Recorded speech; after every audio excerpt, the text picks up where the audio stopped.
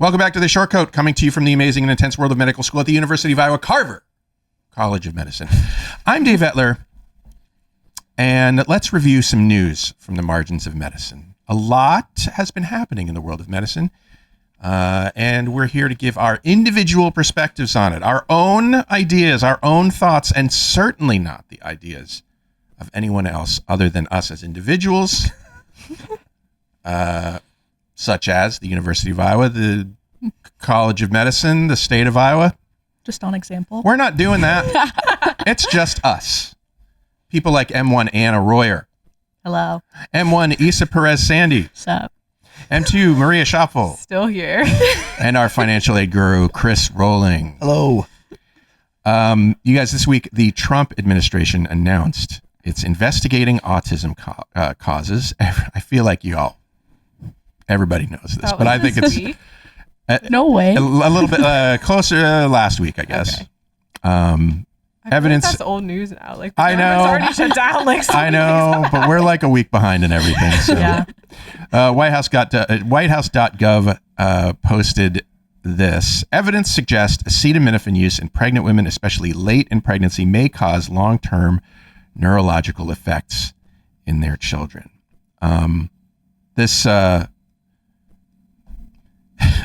There was an interesting press conference headlined by Trump, I guess, and RFK Jr. and Mehmet Oz and Marty McCary, who's been on the show before.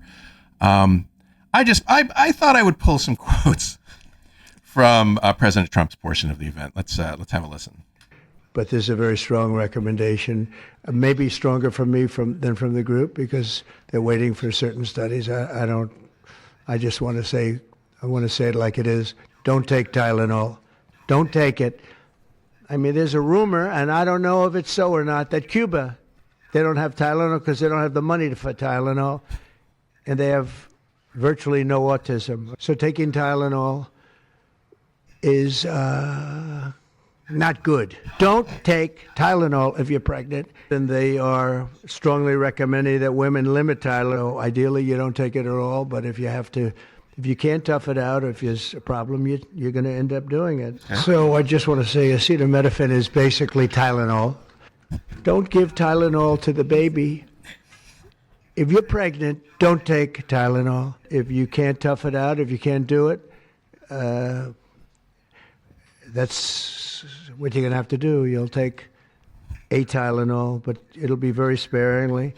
Don't take Tylenol. Thanks. The White House cites studies, and from a bunch of big name schools, citing. Okay, so these cited studies link acetaminophen use in pregnancy to autism and ADHD. These included reports from Harvard and Johns Hopkins and Mount Sinai.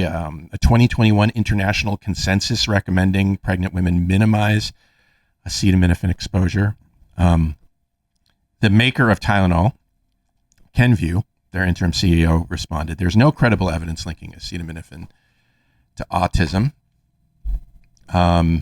Republican senators, who are also doctors, were carefully mixed in their responses, I felt like. Paul Rand of Kentucky said, "Doctors have always advised caution with the drugs that you take or the prescription drugs that you take during pregnancy." Bill Cassidy of Louisiana applauded the president's concerns while reassuring mothers, citing a 2024 Swedish study of 2.4 million children that found acetaminophen use during pregnancy was not associated with the risks of autism, ADHD, or intellectual disability in sibling-controlled analyses. Well, that was fun. What do you guys think? I have dates. I saw this as what was it? Should come in with timestamps. Twitter post, and I was like, this is actually so smart. This person is a very intelligent person. So then I Googled because I wanted to get the dates right. This post basically was like, autism was like identified before Tylenol was invented. Mm-hmm. Decades. Yes. So this is Google AI, so But it says autism was first introduced in 1911 by Swiss psychiatrist Eugen Friedrich autism. something. No, his last Sounds about right. his last name is not autism. But it says, but he used it to describe a symptom of schizophrenia. So like, okay, maybe that's autism, maybe that's not autism. But then in the 1940s, 1943, 1944, that actually is when there's an Austrian pediatrician, Hans Asperger, who published his own description of a related condition that would be called Asperger's syndrome. And then an American psychiatrist, Leo Kanner, first published the detailed description of the condition he named early infantile autism. So like that's all autism related-esque in the realm. And Tylenol was introduced in 1955. So like you have at least 10 years, if not 40. If I were to take the opposite, so I see what you're saying. If I were to take the opposite view, I think what they would say, I think what people would say who believed in this link is that autism has increased, right? In recent years, and of course, I think we can all come up with the counter to that, which is that we're looking for it now. Yeah, right. The diagnoses have skyrocketed, and also like the identification, especially in like women in comparison to like men, has been like better because like women present, or I guess like women present like different. It's like with heart attacks, right? Like everybody's like, oh, like arm pain, but that's like not everybody gets arm pain with a heart attack. Like not everybody presents with the same. Yeah. Also, like getting or seeking and receiving diagnoses for, any kind of like intellectual disability or like neurological condition no longer gets you put in an institution the way that it did 75 years ago. Right. Yeah. Back in my day, back in my day, in the old days, we walked 5 miles to get to school.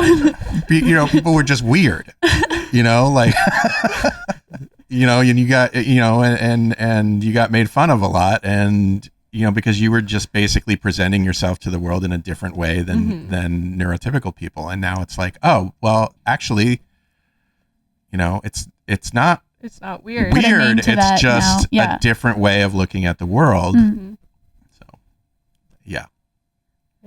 Anyway, I like the whole. I'm sure you guys have seen the graph of like ice cream and shark attacks. Yeah. There used to be a whole website of spurious correlations, where it would show like the number of people seeking mortgages versus the number of accidents on cruise liners or something like that, and they would show the exact same curve and be like, well, I guess people seeking mortgages have a lot of accidents on cruises. Yeah. All right. Well, we've anybody else want to say anything else about that story? I feel like I have a lot of thoughts. I just don't know which one to land on. Like, we all there's do. so many things that you could gather from that. Yeah. I also feel like there was something, and like, I'm not well versed on this, but I think maybe it was in lecture. I don't know, but I do think, or maybe I saw it on some doctor. Yeah, I saw it somewhere, but I think there's something about like, if you take Tylenol because you are sick, it actually is, and you're pregnant, it actually is potentially preventing, or is shown to prevent like other like developmental problems in your child, because if you're sick and then that like impacts your like fetus, like if you're sick and unhappy and unwell. Well, but if you're like pregnant too, like all the like stuff can like get into the placenta, fetus, whatever, and like cause problems there. So if you're actually doing something to like minimize inflammation and like minimize your body's reaction to something, like your kid might actually end up. Yeah. I would also need to know, like, were we looking at extremely high doses or extremely long duration of use of acetaminophen for this link to appear? Because I agree with, oddly, Rand Paul, who's like, be careful. You should always be using the minimum dosage. Right. Yeah. I think what's just most disappointing about the speech for me is it's just the harm that it does in terms of communication to the general public. Yeah. What I mean by that is like, it could, if you make such a like stark, hard and fast like statement like that, it could cause a lot of harm, because like Maria was getting at, if a mother sees that and is like, oh, like I don't want to hurt my baby, like I shouldn't be taking Tylenol, so I'm just gonna tough out this 104-degree fever, like cause harm for the mother, but also like that could, like that being in a state of fever like that could really cause harm to the baby. I like, just don't see that being good for either party involved, personally. No, I think like we're also placing, not we as in I agree with these dubious links that are coming out from People, the federal administration, but when we come out with statements like that, like we're also putting the blame of this like onto the mother. Yeah. For like you chose to her take child. Tylenol. Exactly. And that's not fair at all, especially considering that not ibuprofen. Tylenol is like the only safe like painkiller and fever reducer that you can take when you're pregnant. Yeah. Okay. Well, that's fun. We've all read articles saying that radiologists will be replaced by AI. And it seems like, and we even did a show with Brian Carmody about, what he at the time said, sort of felt was like the inevitability that some physicians will be replaced. Mm-hmm. It seems like, radiology always gets picked on because it seems like a specialty where that would happen first, because radiology depends a lot on digital inputs and pattern recognition. Mm-hmm. But this isn't happening, actually. Even while the FDA has approved more than 700 radiology models for use, and despite these AI models outperforming human radiologists, that's in benchmark tests. Demand for radiologists continues to surge. In 2025, radiologists became the second highest paid specialty at $520,000 average salary. Wow. That's 48% higher than in 2015. And there's a record number of residency positions offered. And models perform 20 percentage points worse outside of training hospitals, and they struggle with real world complexity. So one of the things I read about was like, if the angle is slightly wrong than the ones that they are trained on, in other words, these sort of ideal angles, then they struggle with real world, Interesting.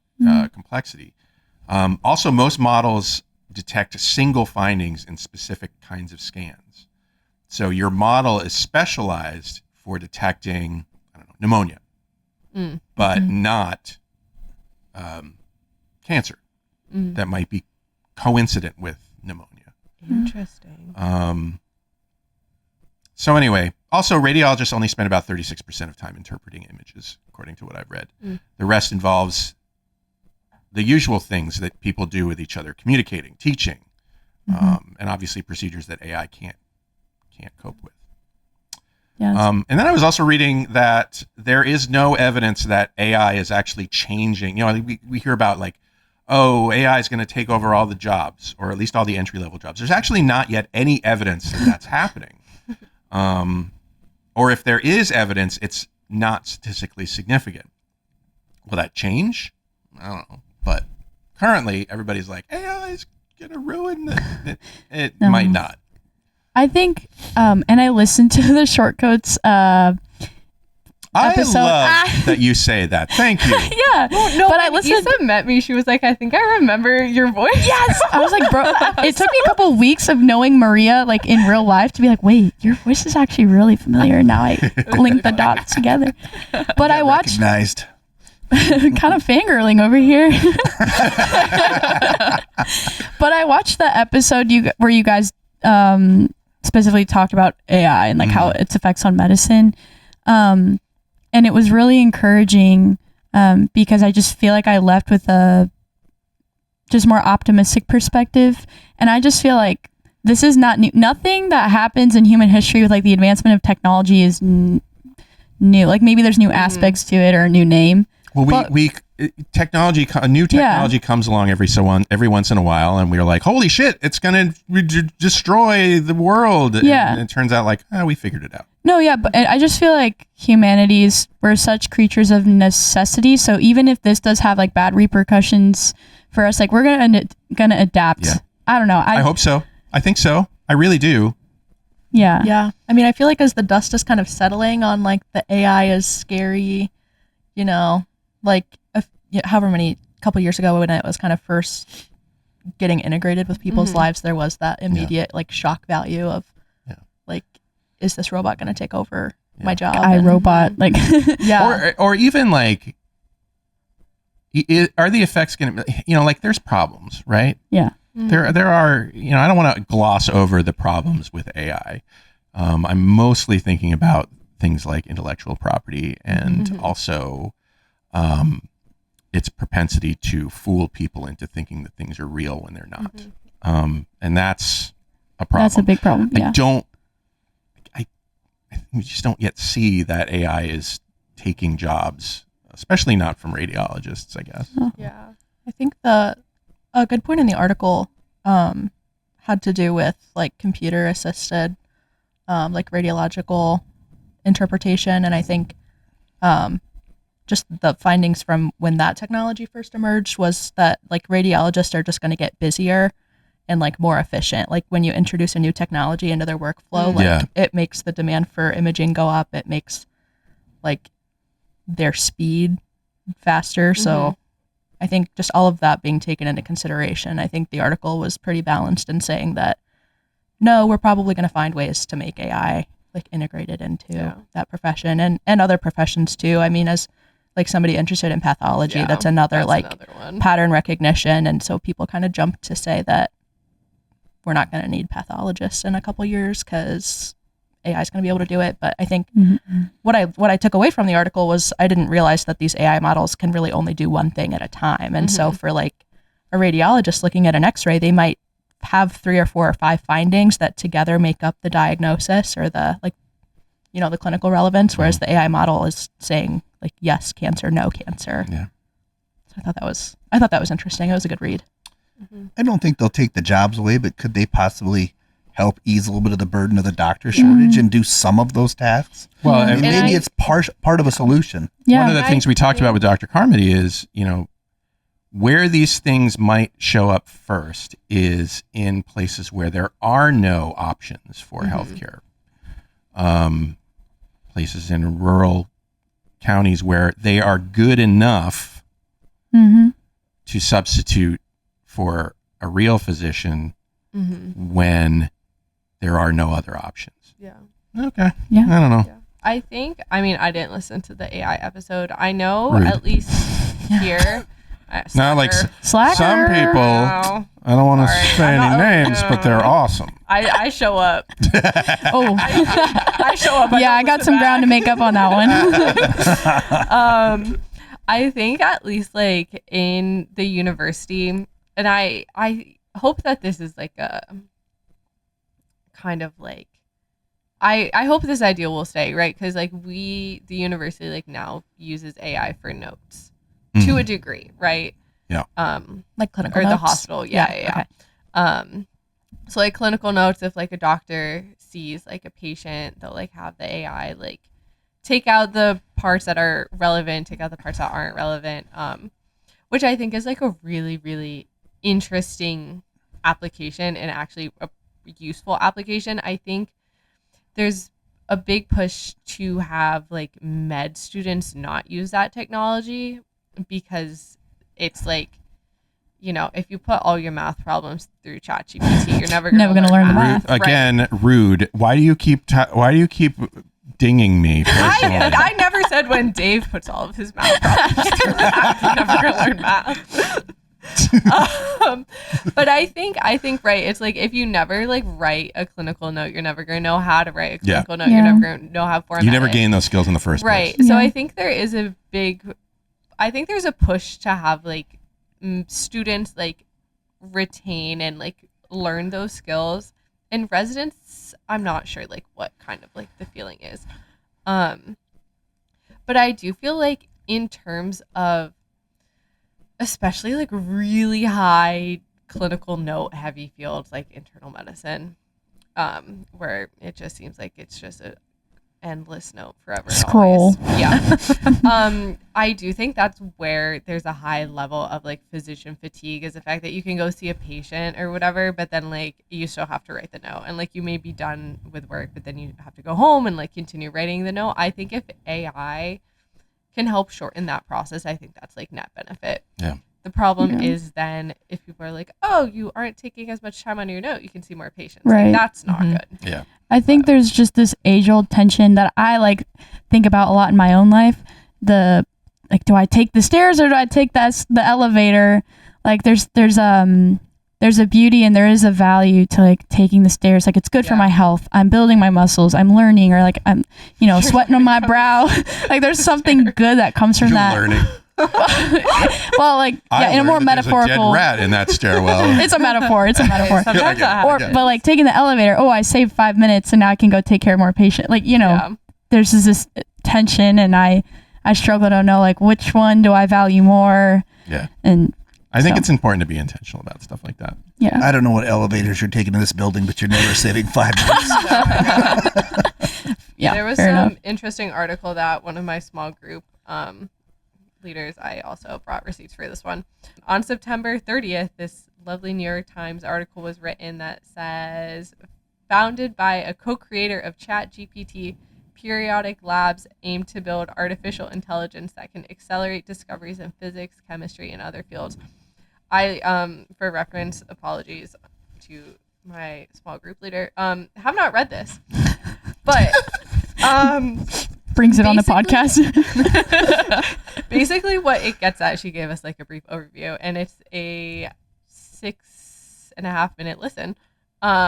Basically what it gets at is the fact that like there are people who are leaving like Meta and other big kind of like AI whatever situations to go. People are basically leaving like these big tech industries to go to this new AI situation because that's where like the future of AI is kind of seemed to be at. Like in Maybe? scientific discovery, is that what you're saying? Yeah. I think because it's focused on building AI technology in the realm of science. Yeah. So Yeah, I think and it says the main objective of AI is to not automate white collar work.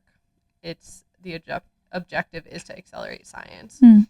So I think part of that is just like if there is a way to get some gaps in science taken care of. taken Yeah. care of, Yeah. maybe. I don't Yeah, know. that's Haven't the read it, but it was Well, see, I published think a couple it's- days ago. It's I might hard want to read it. I haven't read it.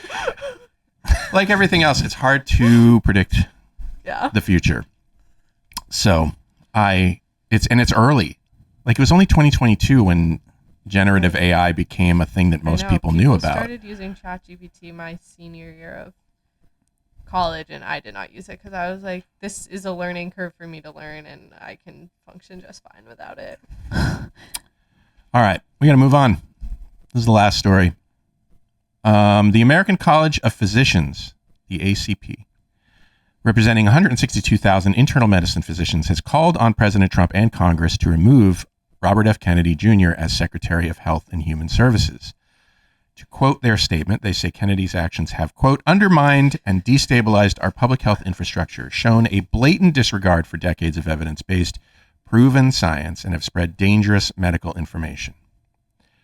Again, not something that any of us weren't sort of already thinking about.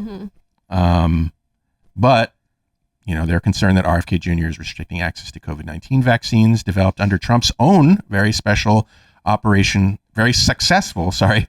Operation Warp Speed, which you'll remember made RNA vaccines available quickly. RFK Jr. has generated, quote, confusion and distrust, unquote, in established routine vaccinations, and his Senate Finance Committee testimony demonstrated a, quote, clear disregard for data and evidence. We have lost confidence in leadership, says ACP President Jason M. Goldman, and call for him to be removed and replaced with a qualified health expert with appropriate and relevant knowledge and experience. That same day, So reasonable. the American Academy of Family Physicians also urged Trump to reconsider Kennedy's appointment and ask Congress to increase its oversight of the Health and Human Services Secretary. This makes me think about how you as future doctors will be using your clinical judgment and your understanding of biomedical science to make recommendations to your patients, which might sometimes be at odds with the organizations or the people that don't agree with those recommendations. You guys ever talk about that in class? Not as much as I think we should. Yeah. I think it gets too political for Yeah. class, unfortunately, because I don't think this is necessarily a super political thing, to be quite honest. Yeah. But alas, I'm from Massachusetts. What can I say? Yeah. Yeah. What? Oh, go ahead. No. Well, I mean, we've only been in school for Right, a you couple guys- weeks, so we'll see. But for example, the acetaminophen, like don't take Tylenol Mhm. statement. Again, I just think it breaks trust. It continues to just break down trust of science and communication, and like in doctors as well. And so I just think about like, how can I, one-on-one with my patient, like what am I going to do to try and do my best to educate, but also to listen? Because I do think that MAHA, like that whole movement, I don't think it's entirely bad. Like I think it's a reaction to a lot of mistrust in the healthcare system and people wanting answers and wanting transparency, and like And the answer is sometimes not being available, or yeah. And I think that's very very valid. But I think making premature statements, or to get answers now but without the process behind it, like of science, like that's not helping anybody, and it's just exacerbating the problem of like Yeah. distrust in science. Yeah. And so what were you gonna say? Oh, I was gonna say, I went home for this summer and I talked to my doctor about this. I was like, "Are you seeing more like anti-vax parents in your clinic?" And also I was like, she knows I'm here, in Iowa, being here, and she's in Massachusetts. You don't say. Yeah, I know. Fuck myself. It's like kind of sort of most of my personality while I'm here. Yeah.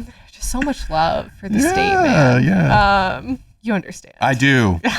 I do get it. Yeah. And she said in Massachusetts, it's not really a problem in the same way that it's a problem in other places. 70% of 2-year-olds have gotten all of their like childhood vaccines, which is not a great not number. a lot. Massachusetts is definitely better than that. She said that what she's seen is more people asking about specifics of vaccines and kind of like, oh, why are you giving this one and this one together? Or like, what difference does it make if we do like one vaccine this visit, one vaccine the next visit, instead of like 2 at once? Which I think, honestly, Those are great questions. I think it's highlighting a like realm of like maybe doctors just aren't doing a good enough job at explaining things, and people just are kind of like, okay, well, I'm being told this is when my child should get vaccinated, so they're gonna get vaccinated now, which I think is good. I think it's good to like have conversations and like ask questions about these things. It's reasonable to want to know why things are done the way they are. Right. And I think that wasn't necessarily super like, I don't think that was necessarily happening previously. I think when it becomes problematic is when you have someone that's like, I'm not going to vaccinate my child. And then I think you have to be receptive to a conversation. And then I think it becomes problematic either when like someone is like, I'm not going to vaccinate my child, or the doctor's like, I don't care. I'm not going to listen to your perspective or your concerns or whatever. But I thought that was interesting. But she was like, yeah, it's definitely worse in Iowa. I was like, Yeah, I feel like with like, I mean, like the medical authorities that are currently in place are like kind of giving like a platform to like correct. health illiteracy, Yeah. health mis and disinformation. Like, so like those questions coming to light, like that doesn't surprise me at all that more people are comfortable asking those questions. And that's not necessarily a bad thing at all, that people are willing to go to their doctor and ask those questions. Like that is exactly who we want giving those answers, is like trained medical professionals rather than somebody with no public health or medical background. So I think like just tying it back to the article in that, physician group, I think it's perfectly reasonable to want somebody in charge who has an inkling of medical training, public health background. Well, because that shouldn't be too crazy to say out loud. Right. I also think like a lot of us like didn't sign up to go to med school to then have to take care of people that have measles, and then to have to take care of people that have like these diseases that are preventable in this way. Like I don't want to have a measles outbreak here, and I don't want to be like, I don't think anybody wants to be doing residency in a measles outbreak area, right? Like, I just don't think that's something people would want. And that's like objectively scary. And I do think it's just like interesting. Like, I was like, I like really am, I don't know. Like, I don't know if I would want to go into peds now, because like, I don't want to have this be such a big facet and like be at risk of exposing patients to like another patient that like has whatever. I could keep going forever, but I can't. So short quotes, that's all for now. We want to hear from you. Whether it's feedback on this episode, topic requests, questions, hit up the shortcoat.com/tell us to reach us. Until next time, I'm Dave Etler, saying don't let the bastards get you down. Thanks for joining me, everybody. Say bye. Yeah, see Bye. ya. Bye. Bye.